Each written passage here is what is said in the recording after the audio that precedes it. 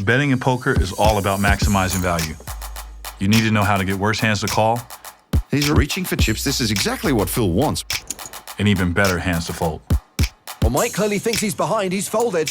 You got to hand it to Phil Ivey. He really disguised that hand very well. It sounds simple, but it's one of the most challenging parts of the game. You have to understand that every bet has a reason or a purpose. When you've mastered betting tactics, you will be unstoppable at the table. That is sheer power poker from Phil Ivey.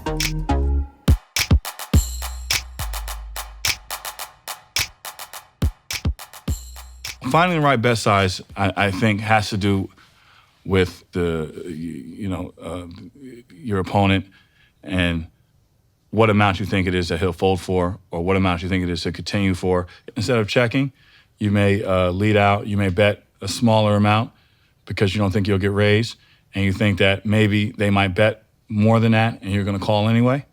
So that's a good tactic that a lot of the good players use, whereas they wanna control the sizing of the bet because they don't wanna call a full pot size bet, so they bet a third or they bet half because they feel like their opponent's going to bet, and they don't want to call that big of a bet.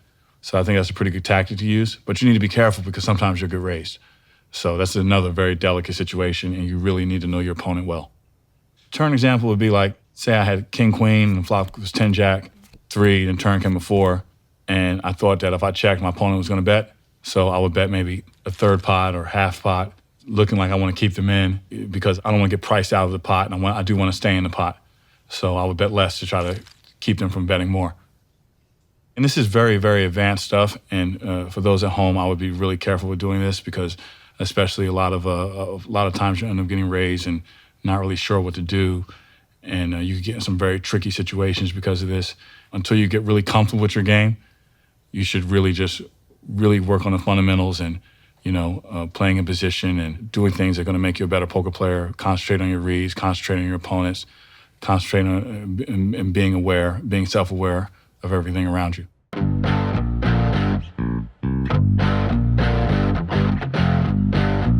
I think you can overbet the flop when in situations where you think they're either going to call or fold. Okay, so or sometimes where you think it's a pretty clear fold, you may throw in an overbet just to balance it. Also, if you think they have a hand that you have a better hand than they do, but they have a slightly worse hand than you, that may be a good time to overbet. Say a board comes ace high and you have like, say, ace king, and you think your opponent may have ace queen or ace jack, you may want to overbet the pot there because you think that they're going to call you. So you may want to put more money in the pot there in that situation. If they have a draw, you want to price them out, that may be a good time to overbet. If they have like a hand where you think they're going to call for like, a pot size bet, but they won't call for an overbet, that may be a good time to overbet. If you're just randomly on a bluff and you want to just, balance your overbets by bluffing, that may be a good time to overbet. So it's just really, there are several different spots where overbet comes into play. You just have to know how to use it effectively.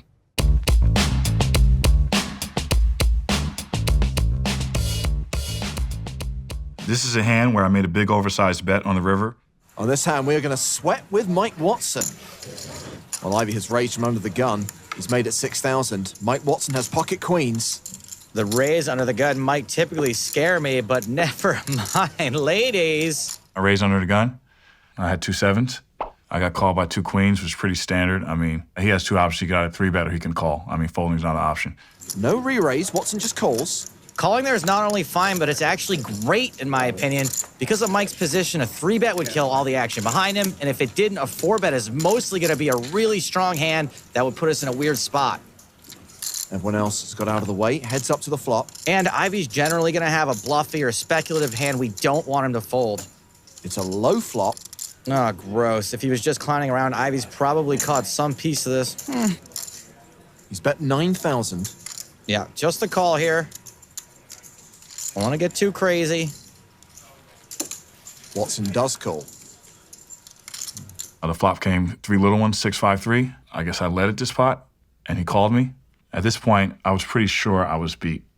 The range of hands I put Watson on were an overpair, ace king, ace queen, ace jack, hands like this.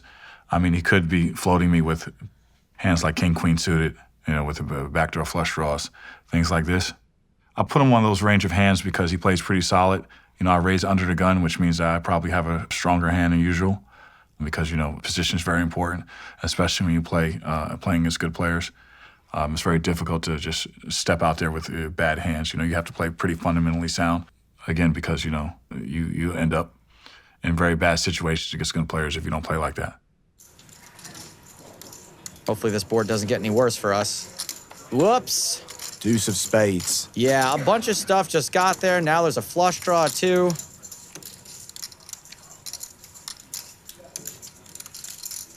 Ivy gives up the betting lead. He checks. I guess this is where the men go for value and the boys are afraid of the check raise. And in my case, also commitment.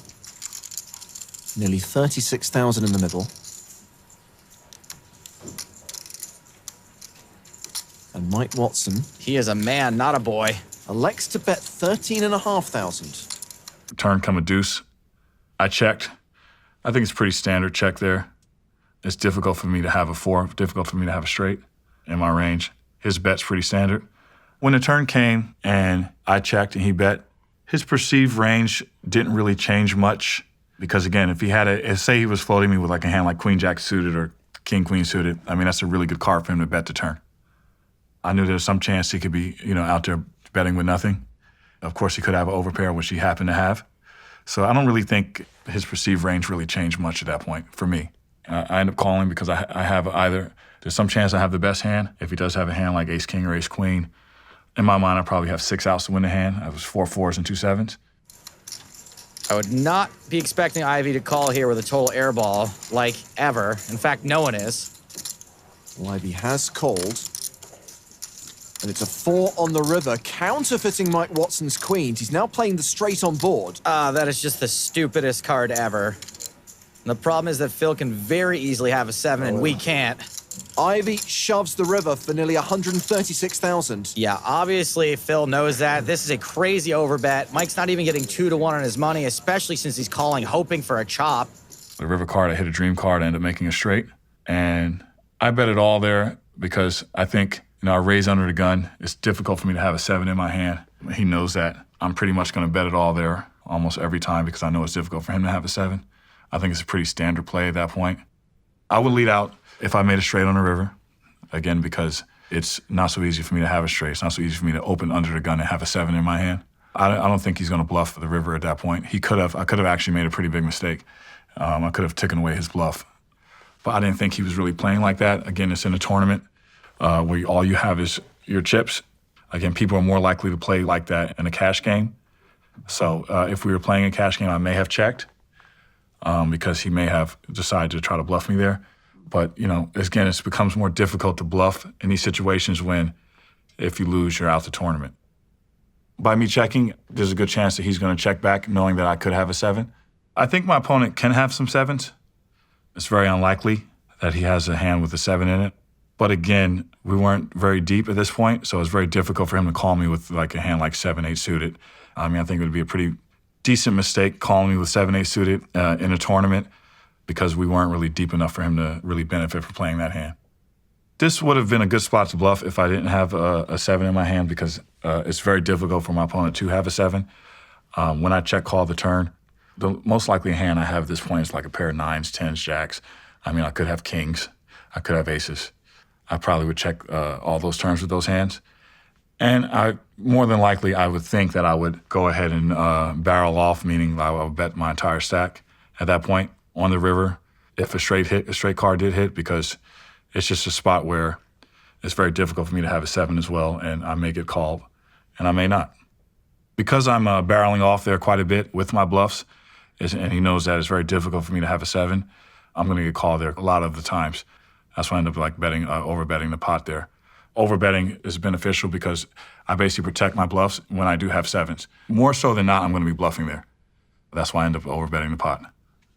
If you're against an opponent who would never call an overbet there, then it's a pretty big mistake. You know, that's the thing about poker. There's like not really a clear strategy sometimes. A lot of it has to do with the feel and like how your opponent's playing and your history with the opponent. That's why it's really important to be paying attention to the way they play and the way they play in certain spots and try to figure out the way they think and try to figure out, you know, when they're bluffing and when they're not and which spots they would attempt to bluff you in. Once Phil called the turn, I think we were ahead. I really do. Anything that was beating us there probably would have raised to try to protect it. Phil's kind of free rolling in this spot because most of the time he gets called, he's going to chop, and some of the time he's going to get pizzade. So from Mike Watson's perspective, realizing that most of the time this is a chop, what do you do here? I am sure I don't know. Watson folds. Yes, fold, that's what I meant. And Ivy had pocket sevens. He had a higher straight. Wow, great laydown by Mike Watson. Watson ended up folding. He ended up making the correct decision for this hand. I'm not sure if it's the correct decision overall when playing against me, but it ended up working out for him this hand.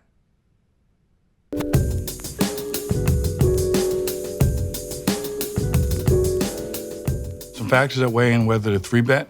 Again, it has a lot to do with the player. It has a lot to do with how much the player's opening, what's he raising to. It has a lot to do with how much he's calling a 3-bet. It has a lot to do with how many times he's 4-betting when someone 3-bets him. Also has a lot to do with their post-flop play. You know, what percentage of the time are you 3-betting? They're calling, and then they check you, and you bet the flop, and they're folding. You know, if they're check raising the flop, if they're calling a lot of flops, if you're gonna need to continue with a turn bet. There's some scenarios where, like, you know, you're playing against a tighter player, you know, like, and he opens, you 3-bet him with Jack 9 off, and you see people 3-betting them, and the flop comes King 7-4, and I'm checking, and the guy just betting, and they're just folding a lot, you know, hands like that. So, you know, you would be more prone to 3-bet a type of player that's not in there check raising or not in there check calling with nothing, and not in there fighting on those boards, and just giving up, because, you know, you're earning a lot more off of the players who play like that versus players that are in there fighting against you. That's why it's important for you to have a balance of your 3-bets and to you know, 3-bet with big pairs. Also, sometimes 3-bet with a hand like 7-8 of diamond. So this way you have more bluffs. You know, it protects all your ranges, and you're able to bluff on those low boards sometimes because they know that you can have that type of hand. Whether or not your 3-bet size against your opponent, I think that would depend a lot on your opponent and the sizing that he's calling, and the sizing that he's, you know, if he's calling four times 3-bets, if he's calling 5 times 3-bets, some people will just call anything. It just depends. Some people, once they put a chip in the pot, they're going to call you. So then you should maximize your hand. You know, you should 3-bet up to the amount you think they're going to call if you have a big hand. So it's just really, you need to be paying attention to the amounts that they're calling and how they're playing.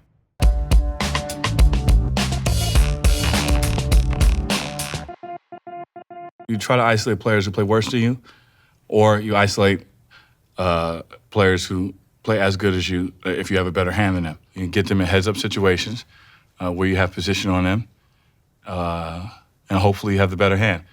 You know, you're looking for players, you're looking to isolate players who are going to make big mistakes for all their chips. An example would be if the player to your right is raising a lot of hands pre-flop and never folding once they put chips in the pot. This could be because they're either tilting or they're inexperienced. Since you know they're raising with any 2 cards and are very likely to make a huge mistake post-flop, you can isolate them by 3-betting them. This prices out the players to your left and allows you to play the weak players heads up from position for the remainder of the hand. You know, so you just watch the way they play. You watch the way hands that they play against where they end up losing a lot of money to. You don't necessarily have to have you know, a great hand. I would prefer to play more suited hands, so this way if you do have a hand, you can make a big hand and win potentially a big pot. I wouldn't suggest just 3-betting with absolutely nothing, although you can sometimes, if you think your opponent's like really weak and he's just opening too much, you can once in a while, but I would prefer to like be 3-betting with like hands like 4 or 5 of heart or 8, 9 of spade, like hands like this. Because again, you can win a big pot if the flop comes down right, and they do happen to have a good hand. And what happens is, even if they have a better hand than you, say you have like 7, 8 of diamond, they have king, queen, and the flop comes a raw, like Jack 3 deuce, they check to you, you bet, you're gonna win those hands quite a bit. So that's how you take advantage of having position against your player.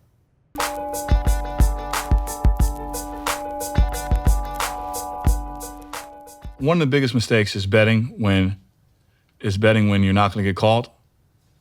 That's one of the biggest mistakes, I would say. So I think you need to be careful when you're betting when you can only get raised or fold. So that's when certain cards hit where they're not going to call you. I think you need to realize when a check is a much more better play than betting. When you think your opponent's weak, by betting, you end up with them folding. By checking, you may induce them to bluff. Say you put your opponent on a draw, right? Now, in a river, nothing hits, so there's no chance a draw is completed. Now, you put him on a draw. So there's really no reason to go ahead and bet, because if you bet, he's just going to end up folding. So you might as well check. Maybe he'll pretend like he had a hand, and he'll go ahead and bet, and now you can pick off a bluff. So you end up making more money by checking instead of betting. That usually works very well if you've been playing very aggressively, and also if a couple times you shut down on the river. So like if you've bet the flop and you've bet the turn, and your opponent's called you, and you haven't continued with a river bet, and you've checked and they've bet and you folded, they've seen that a couple times, that's a good time to set them up with checking on the river and hoping that they bet.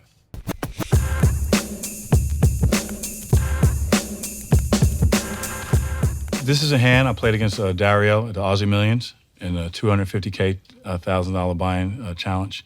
I think I ended up betting double pot size on the river, and we're going to discuss why I bet double pot size on a river versus maybe betting 3/4 of a pot or full pot or half pot, which most players would normally bet there because they're afraid of not getting called with such a big hand. Okay, so let's play the hand. Apparently I'm texting beforehand. Looks like action has folded around to Phil Ivey, and he's going to raise it up. Looks like he makes it 3,300. Not a bad flop for Dario, though there are 3 hearts out there. He has defended against Phil Ivey's button raise. When the flop comes 3 hearts, like I said, you need to be a little bit more careful on these flops where it's 3 hearts or 3 to a straight already, because there's a lot more combination of hands that people can have. I go ahead and bet. Now, with just an open-ended straight draw and an overcard, I still think Dario is going to continue here. He is getting over 3-1 to try to make his hand. He might check raise as a bluff here as well. That wouldn't blow my mind either.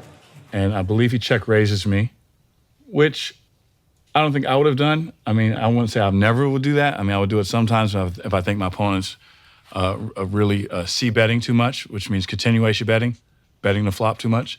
I would do it sometimes, but most of the time I think I would just call with that hand, especially not having a heart in my hand, just because the flop is too dangerous and it's just difficult to play after I check raise once I get called. But he decides to check raise me, which isn't terrible. 13,000 here from Dario. Now, if Phil has nothing, he's probably going to just fold. If Phil has a pair of tens, pair of eights, any high heart, a pocket pair, obviously like jacks, queens, kings, or aces are not folding now. He himself might have a hand like queen, jack, or a hand like 7-9. Those hands also would not fold. My call at this point, having flop top set, is pretty standard. I mean, for me to re-raise would be a little bit reckless, so I decided to call. As you see here, he turned a 7 on the turn, which made him the nut straight. He still doesn't know if he has the best hand. He probably has the best hand, but once I call his continuation bet, I am going to be raising with suited cards on the button. So there's a good chance. I mean, there's some chance I can have a flush, although a flush is very difficult to flop. But he probably has the best hand at this point, so he goes ahead and bets. 18,000 from Dario as he bets those Prussian blue chips. Both these players are still pretty deep stacked here. We don't know if Phil's cards this hand, at least not yet. Now, if Phil continues here, you got to be at least a little concerned, right? The only thing to lose to is a flush, and it's very hard to flop a flush, right? But if Phil calls again, his most likely hand is a pair and a flush draw, maybe a pair and a straight draw, which are drawing dead against us or drawing to a chop. Phil does call here. The board does pair on the end. As I'm calling, I'm thinking, there's a good chance he thinks I have like just a dry ace of heart, which is a hand I very easily can have. I could even have a hand like queen jack with the queen of heart, king 10 with the king of heart. There's a lot of hands I can have that I can turn into bluffs at this point. Now, I suppose that Phil could have a set in this spot, right? That would make a lot of sense if Phil had a hand like 2 3s, raised on the button, got called by the big blind, got check raised. Phil would only just call in that spot on a 3 flush board, right? He wouldn't re-raise with bottom set. So if we're Dario, we have to be a little concerned here.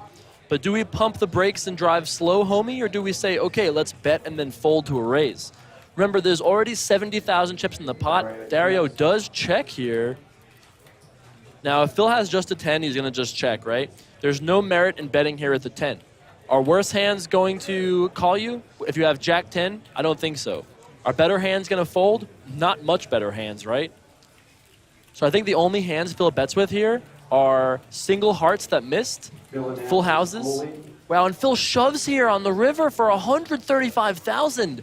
And you can see Dario is sickened here. I think his check is pretty good because he's checking to induce a bluff.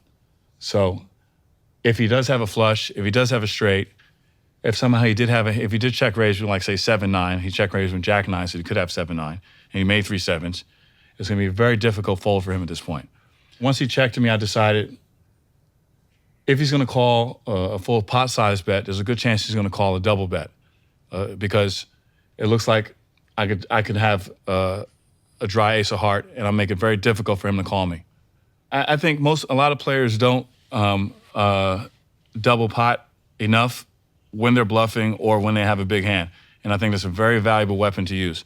I mean, you see a lot of the experienced players, a lot of the toughest players in the world, they go to these double pots, triple pot, sometimes pot and a half, full pot, and they really vary their bet sizing based off their opponents, based off of the way they're playing.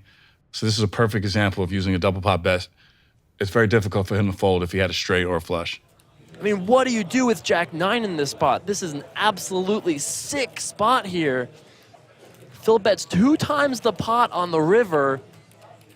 And remember, Dario has 60 seconds stacked on his hand. Actually, I think maybe it's 30 seconds stacked on his hand. I gotta double check how much he has at default. He still has his time bank chips behind. Those are those blue coaster sort of things behind his stack. What a sick river shove here from Phil Ivey. And yeah, this is the time to use your time bank chip if there ever was one. What do you do with Jack 9 here? I mean, you have to think Phil either has stone nothing, but would he just bluff shove the river? I mean, it is Phil Ivey. If anybody is capable, it's going to be Phil. But he would definitely play a full house this way sometimes as well, right? He could definitely play a hand like 8-8, 10-10, maybe a hand like 8-7, 10-7, maybe plays this way. I mean, but could Phil play a flush in this spot? I don't think Phil would. We're going to see a call. We're going to see these hands. Is Dario correct? And Phil shows top set. Bet 2 times the pot on the river and got full value. Look at that 341K pot. To go back from the beginning of the hand to where the flop is, I think he got himself in trouble here because he check raised me on the flop. So this is why it made it very difficult for him to play this hand going further. You know, once he check raised, he put more money in the flop where he didn't really know where he was at. So this is what made it difficult for him because now there's so much money in the pot. He really didn't know what to do on the river. Again, now I mean, I could have shot myself in the foot too. I mean, I could have double pot. He could have ended up making a big fold. I mean, so it's really a fine line you're walking there. I mean, sometimes you double pot, and they make a big fold against you. Whereas if you would have bet 3/4 of the pot, you'd have got paid off. You'd have gained some chips. Also, Dario's check on the river is a good example of what we covered last lesson. Even though Dario lost a hand, he probably still played the hand correctly on the river by checking it straight to me. The way the hand was played, a lot of my calling range on the flop and turn includes the ace of hearts. And since the 4th heart misses on the river, the only way those hands can win now is by bluffing. So checking it straight gives me the opportunity to bluff with my missed flush draws. If he leads out with another bet on the river, all missed draws are folding. Another reason why it's a good check is because the board pairs, and sets also make up a portion of my calling range. So getting raised here will cost him more. In most cases, the only hands that will call him on the river are made flushes and full houses, and there really aren't many worse hands at this point that can call a bet. He might even get raised off his hand, which would be a disaster since he has a straight. These are also good reasons why my bet sizing on the river was huge, because I was able to disguise my hand as a bluff, and he's way more likely to call.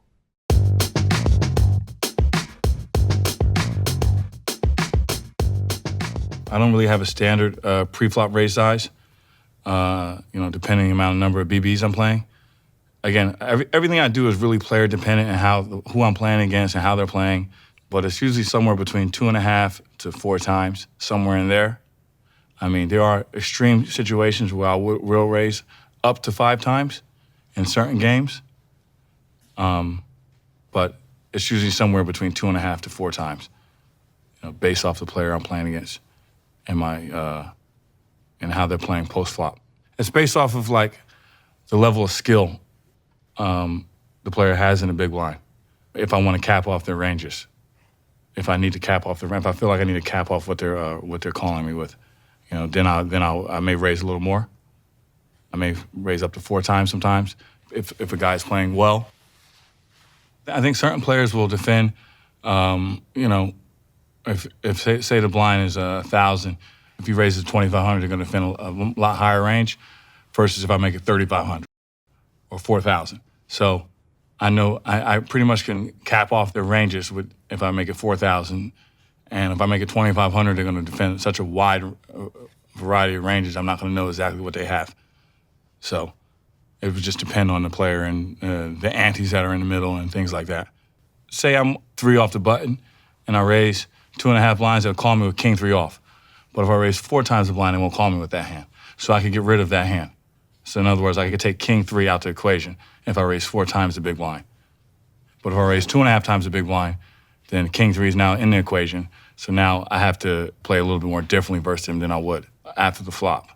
So the reason why I would raise 4 times the big blind versus 2.5 times would be because if my opponent plays well, I would want to eliminate some of the hands. So like a cap range would be like, sometimes they would call with king 3. So like the minimum they would call with king 3. They wouldn't call with king deuce, they would call with king 3 offsuit if I raised 2.5 times. So I can eliminate some hands out of the equation, like king 3, king 4, king 5.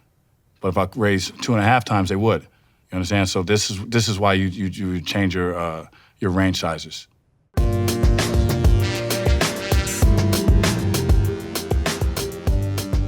You definitely shouldn't be afraid of hands that are not realistic. Like if your opponent is pretty tight and he raises, somebody raises and he 3-bets, okay? And he's 3-betting with like big pairs or ace king or, 10s or better, and the board comes 3, 4, 5, and then a 6 comes on the river, and now he makes a big bet. I mean, it's not very realistic that he has a 7 in his hand, right? So that may be a good time for you to raise him if you don't have a 7, or call if you have 2 pair, something like this. I mean, that's just not a realistic hand he can have. So you just need to, be aware of how he's playing and what hands he's 3-betting with. But again, some opponents are 3-betting with hands like 7, 8. So those are the times where you need to be careful.